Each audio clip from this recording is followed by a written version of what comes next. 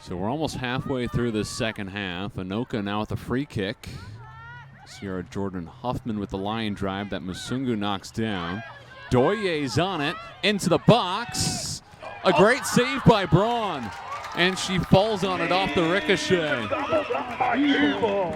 What a play by Braun to be able to smother that ball by Doye.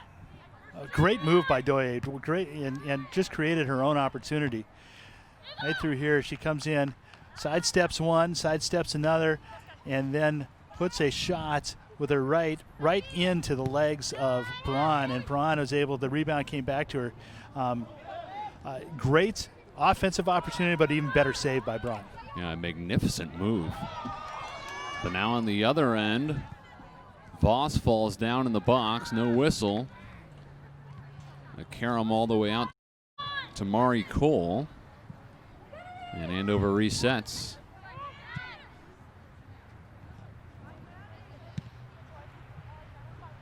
Emily Roseland flips the field over to the far side for Maddie Clough. Clough had the second of Andover's 2 goals, which came in the 8th and 9th minutes. Good anticipation by the Huskies there. And Skyland Jorgensen off the defensive line. Here comes the freshman into the corner. Now in for Kniffley. And a corner kick coming up for the Huskies. Corner kick. That whole offensive set was set up by the freshman who intercepted a pass and was aggressive with trying to get to that ball, that free ball, getting it over to Kniffley. Shot right on Rowe. What a nice save by Rowe. Sanders save Rowe. She has to consider herself lucky, or I suppose rather smart in that case, for being in the right spot, because, you know, if you position yourself well, Yeah. That's half the battle. Cut down angles, but yeah, she was positioned perfectly. If she's another foot or two in either direction, that's a goal. Yeah, one time a really nice shot, right? One time right off. Good feed and.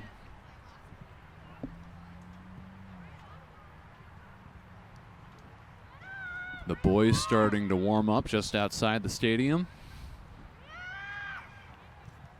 for the back end of the doubleheader.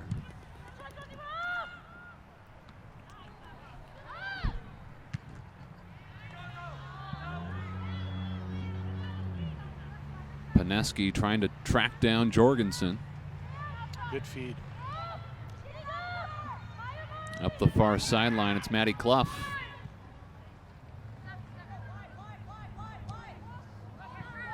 Now Chloe Voss, the sophomore, slams on the brakes. Out to Kniffley. Fires. And Kristoff is on it for Anoka.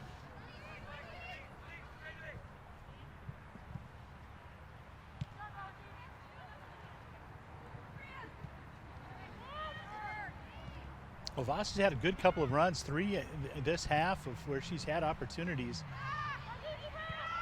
She pulled it back looking for her playmaker Kniffley, and Kniffley just couldn't get the right angle and shot it right into the defender.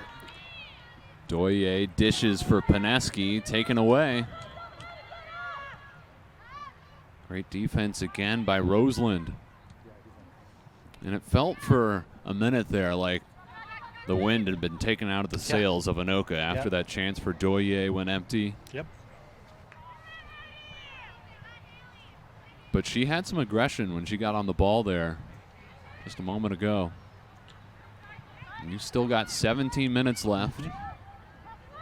No goals in the second half.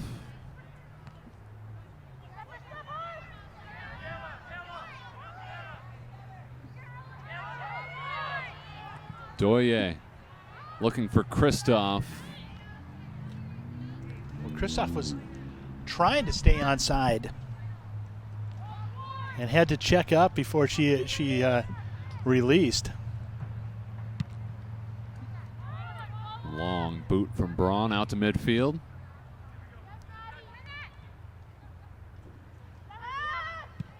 Braun with a couple of big saves tonight, including that one on Doye. Yeah, no bigger than the one on Doye. That was that's a game saver.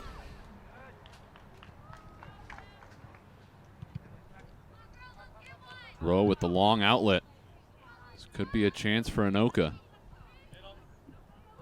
Paneski into the box.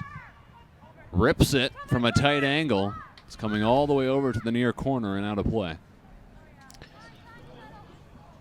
Don't know if she was looking for some backside support on that or if she was going for the upper 90, the near side, but another good opportunity. A couple of subs for Andover here with Elizabeth Schmidt and Bree Stocky coming on.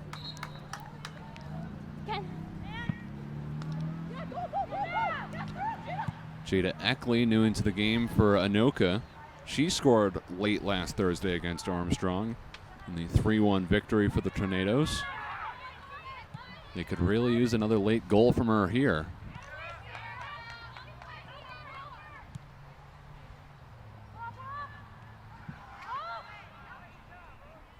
Another thing to watch out for here, head coach Dragan Vucinic said that Lauren Youngquist, while she normally plays center back, they like to bring her up to center forward for the final 5 minutes if they're trailing. And that strategy paid off against Elk River a week ago. She scored with 39 seconds left to turn that game into a 2-2 draw. They had an offsides against Anoka, but twice Youngquist moving up to center forward has paid off. She also assisted on a last-minute goal against Rogers. That turned that match into a 2-2 draw. So it's probably only a matter of time until they float her up into the midfield all the way up to center forward. Well, we've seen her right outside the box take a shot that was just a laser. It went right off the crossbar. So we know she's got the strength and the offensive aggressiveness. You know, we've seen Hulsnitz at left back. Here she is defending Kniffley. But I'd imagine she'd move up too in the ensuing minutes if Anoka doesn't score soon. You know, Kniffley, you mentioned her before, and she has such a presence out there and a calm demeanor. I think you had mentioned just understanding where the play is going to go and where the open spot is, and she's done a great job of space relations with putting it into an area where one of her teammates can get an opportunity. Her head and her eyes are always up. Yeah. The awareness is outstanding. She's looking for a teammate. She's looking for an opportunity to find a hole. And you look at her stats, she's got 5 goals, 1 assist, or 2 assists, I'm sorry. And, you know, she knows she's a scorer, but today she's been a complete playmaker. She had crazy numbers last year, too. 14 goals, 10 assists. Top 2 on the team in both categories.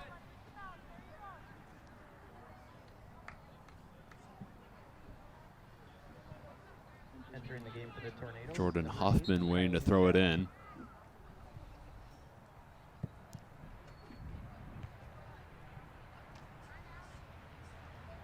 Now she'll redo it right near midfield.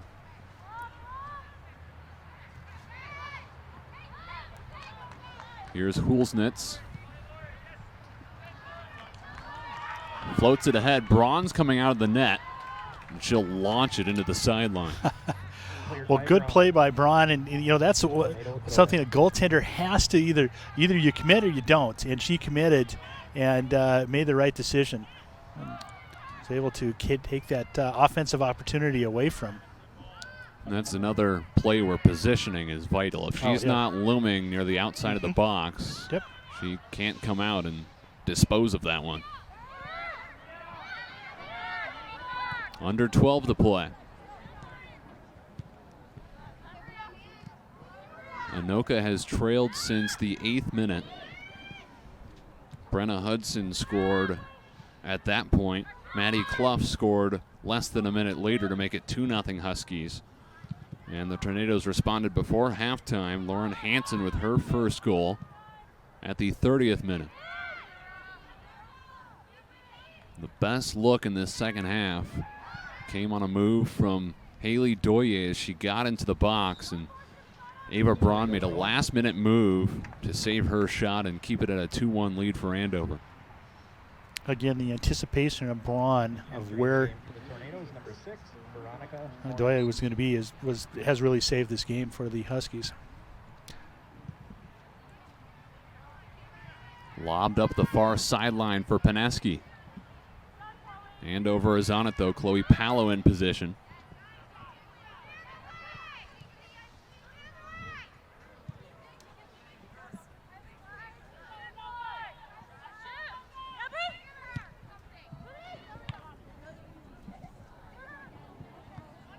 Throw in coming for Anoka.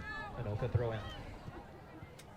Both these teams vying for a better spot in the middle of the pack in the Northwest Suburban. Corinna Corbin has it pried away. Here's Knefley looking for some insurance. And a handball. Looked like that caught the hand of Schmidt. Yeah. I didn't see it. I thought I was looking to see if it was offsides, but yeah, good catch.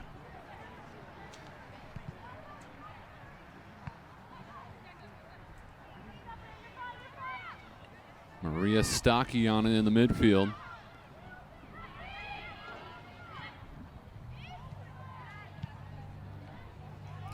Well, Anoka's got to get very aggressive right now with you're running out of ticks on the clock. Now under 10 to play now. Tornado goal kick.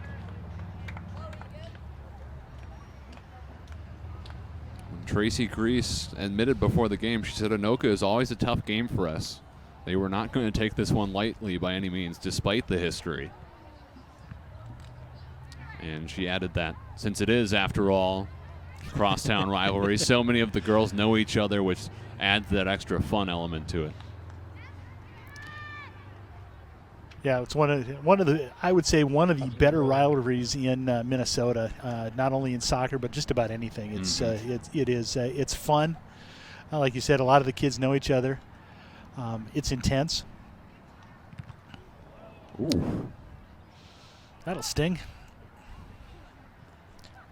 She barely bobbled, though. Knefley took that one right to the noggin and wiped it off with the jersey and said, all right, let's play.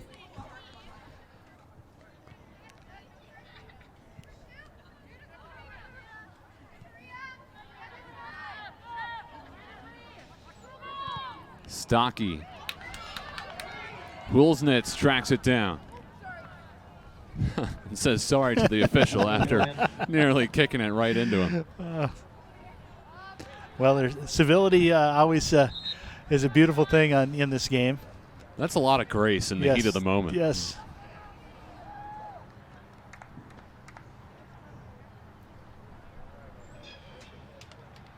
Mari Cole will throw it in as we hit the 8-minute mark. Hanson's day is done. Her Hudson's day is done as she comes. Now we'll see as Anoka gains the opportunity here. We'll see how. Actually, they're going to have some wholesale changes. 3 fresh legs come out. Yeah, Jordan Huffman comes on. Lauren Hansen re-enters. Jada Eckley to the bench. This is probably that last platoon swap for Vucinic. You had mentioned Youngquist. Youngquist was up with that forward line, and she has definitely moved into an offensive position. Attention, will Kieran Ladd please come up to the announcer booth? The question is, will Hulsnitz join her? Because she just threw it in. She's been on that back line for Anoka throughout this second half and the latter portion of the first half. Here's Jordan Huffman surveying, trying to find Paneski, but excellent job by Kennedy Sanders to track back, take that one away. Yeah, pass was just off just a little bit.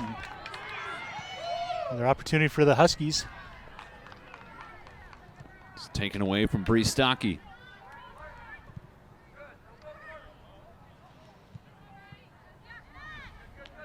Now a throw in for Anoka with Jordan Huffman on it quickly. They're moving. Paneski will roll it down the sideline.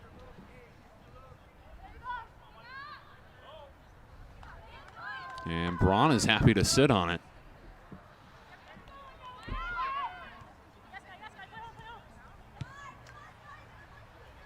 Now this Tornado team needs to press up. Dahlem had it for a moment. Good Along give and go the there, sideline for Voss. Here's Dahlem again.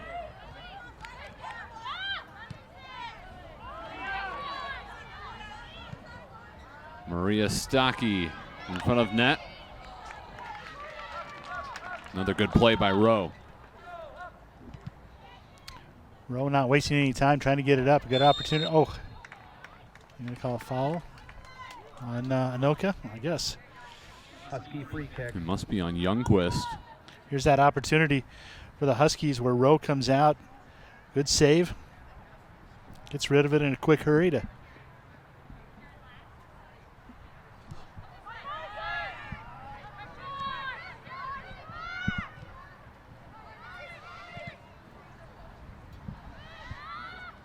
Knifley here. Good opportunity. Defended by Hulsnitz. And a goal kick coming up. Well, under 5.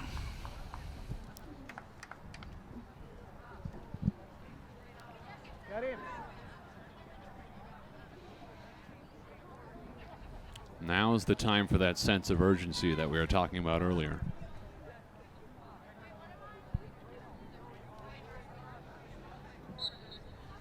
We'll see if the Tornadoes take some more risks here in the final 4.5 minutes.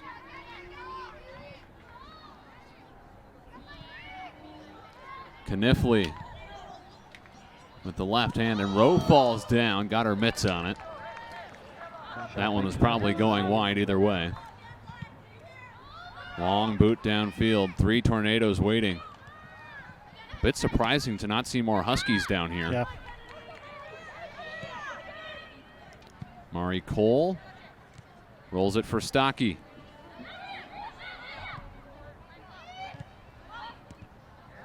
Hulsnitz read that one so well. Able to step up and poke it away.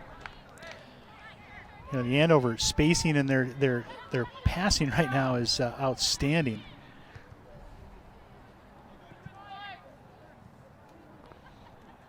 They're not giving the Tornadoes an opportunity to set up at all. And you had mentioned that there wasn't a lot of defense down there. You know, their defense is just controlling that ball. It seems like Andover is more interested in getting the dagger in the back of the net than they are in keeping this at a 2-1 game. Yeah, agreed. Paneski tripped up.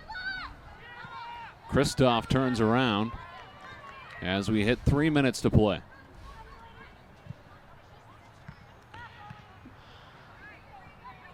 Well, it just takes one shot for the Tornadoes. They just need to be able to somehow wrestle and wench that ball down into the Huskies zone. Yeah, there's still life here for Anoka.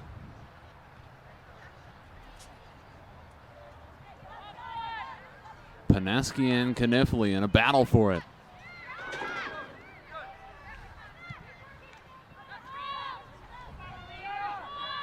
Now Stocky seeking out her sister, Bree Stocky. I think they've done that in the backyard. I'd imagine. Yeah. You go here, and I'm going to pass it there, and then you score.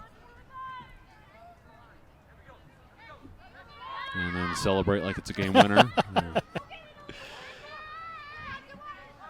Braun comes way out of net. Doye gets her head on it over to Jordan Huffman, who concedes it back to Andover. Minute 45 left. Knifley on a run. Call. You know, you had mentioned conditioning as something that the Tornadoes have. They've got numbers here. That could have been backbreaking for Andover. Luckily for them, Skyland Jorgensen was in the right spot to clear that one away. You've got now the Tornadoes a little late on getting their midfielders and defense up. Yeah, now's the time Yep. for everyone to push up. 1 minute remaining in the game.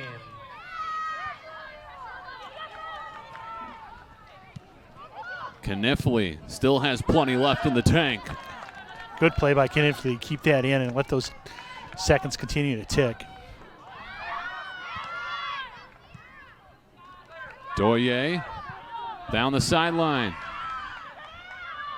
Emily Roseland there again. 35 seconds left.